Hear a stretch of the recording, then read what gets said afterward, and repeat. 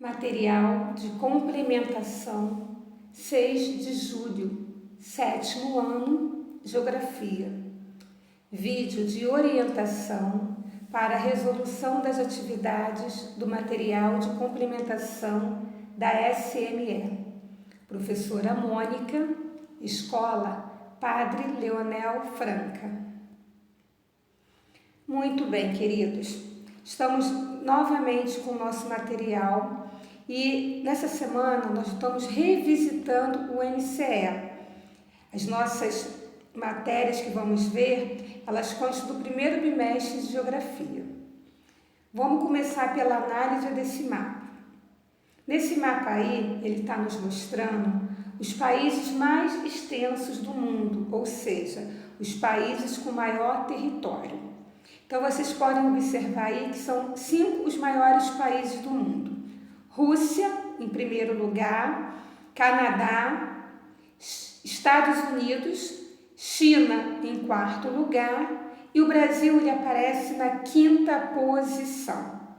O Brasil está entre os países mais extensos do mundo, com milhares de quilômetros de extensão.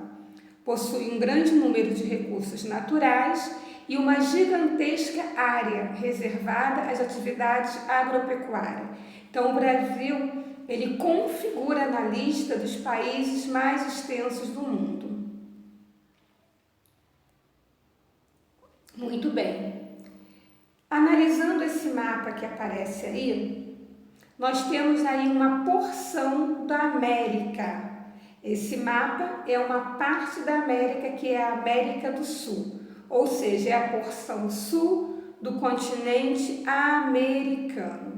Observando o mapa, vocês podem ver que nessa posição, o Brasil ele está em primeiro lugar em tamanho da América do Sul.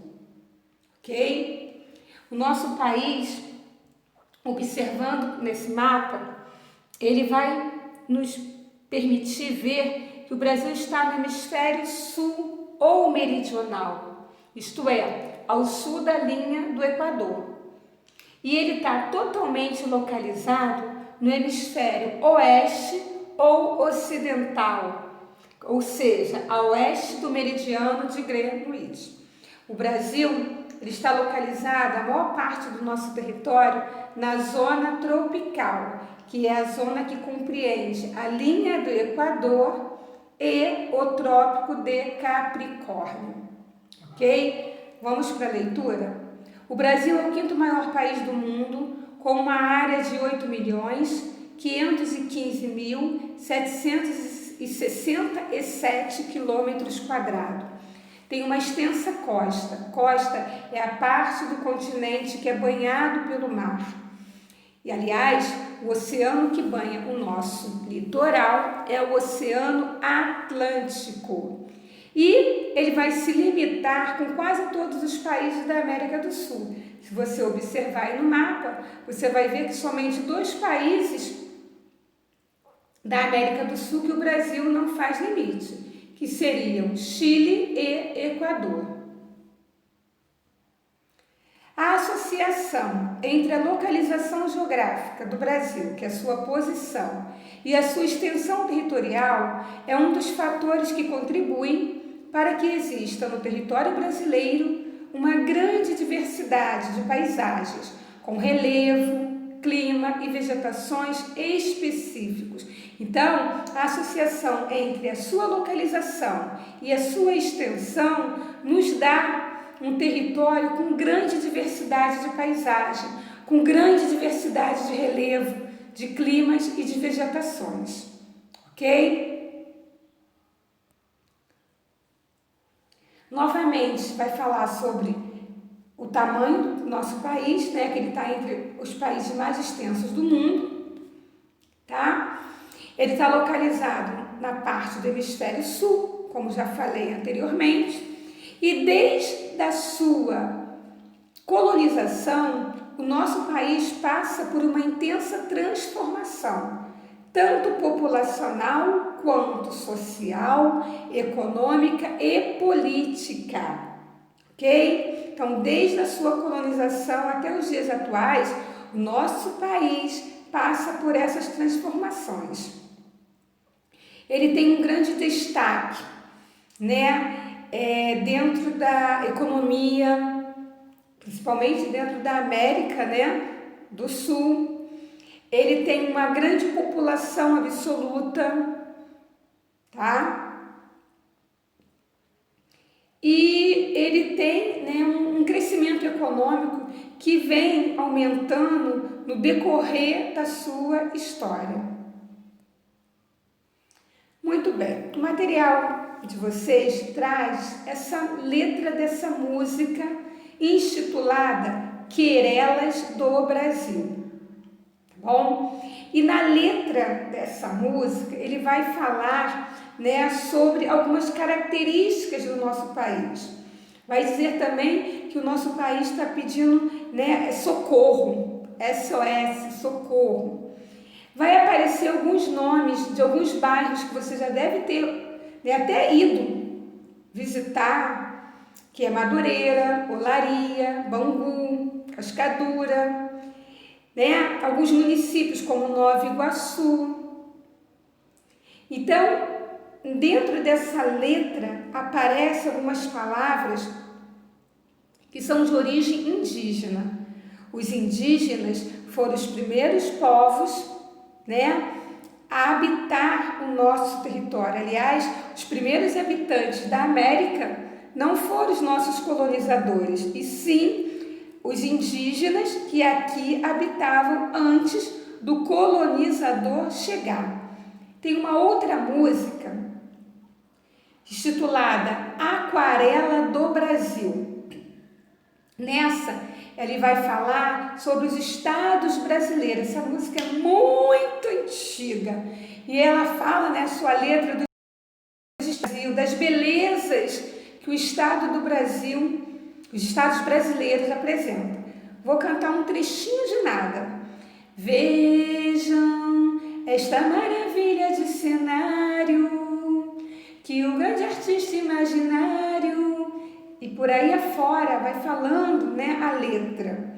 Se você pesquisar lá no Google, você vai conseguir ouvir uma letra muito bonita, né, que fala sobre as belezas do nosso país. Muito bem, temos as atividades de revisão que começam lá na página 12. Então vamos tentar fazê-las. Sobre o território brasileiro, sua localização, extensão e características, responda as questões abaixo no seu caderno de geografia. Número 1. Cite os nomes dos demais países que apresentam um grande território, assim como o Brasil. Beleza, só você olhar lá no mapa que você vai ver.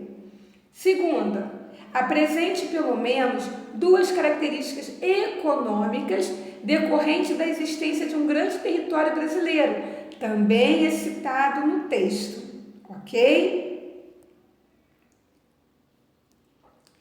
Nesse material, ele também vai falar sobre o IDH, Índice de Desenvolvimento Humano. Então, vou ler para vocês.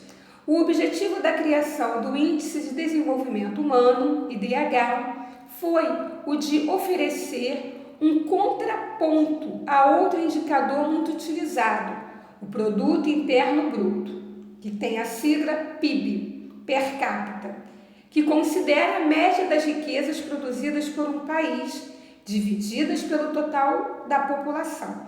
Então, antes do IDH, o índice de crescimento dos países era medido pelo PIB, tá? Criado por Mahbub Akka, com a colaboração do economista indiano Amartya Sen, desculpa a pronúncia, né? Ganhador do Prêmio Nobel da Economia de 1998, o IDH pretende ser uma medida geral, sintética, do desenvolvimento humano. Apesar de ampliar a perspectiva sobre o desenvolvimento humano, mais do que o PIB fazia, o IDH não abrange todos os aspectos de desenvolvimento e não é uma representação da felicidade das pessoas, nem indica o melhor lugar no mundo para se viver. Então a gente não pode, ter essa visão do melhor lugar do mundo para viver somente pelo IDH. Democracia, participação, equidade, sustentabilidade são outros dos muitos aspectos do desenvolvimento humano que não são contemplados no IDH. Então, eu não posso somente usar o IDH para dizer que aquele país é o melhor lugar do mundo, porque ele não contempla esses outros aspectos. Desde 2010, quando o Relatório de Desenvolvimento Humano completou 20 anos, novas metodologias foram incorporadas para o cálculo do IDH. Atualmente, os 3 pilares que constituem o IDH são saúde, educação e renda. Ok? Bem, a outra atividade do material dessa semana está lá na página 13. Vocês vão analisar esse quadro com o ranking do IDH de alguns países aí, como Turquia, Sri Lanka, México, Brasil, Geórgia e São Cristóvão e Neves. Vamos lá para a atividade. Sobre o Índice de Desenvolvimento no Brasil e no mundo, responda as questões abaixo no seu caderno de geografia. Então, você vai analisar esse quadro aí e vai responder a questão 1. O Índice de Desenvolvimento Humano mede a qualidade de vida dos moradores de um país por meio de 3 pilares. Cite os nomes dos dados que geram esse índice. Está lá no texto. 2. Cite pelo menos um motivo que faz com que o Brasil não esteja nas primeiras posições do desenvolvimento humano no Brasil. Muito bem. Nossa aula termina aqui. Fiquem em casa, tá? Se precisarem de sair, utilizem a máscara e até a próxima aula.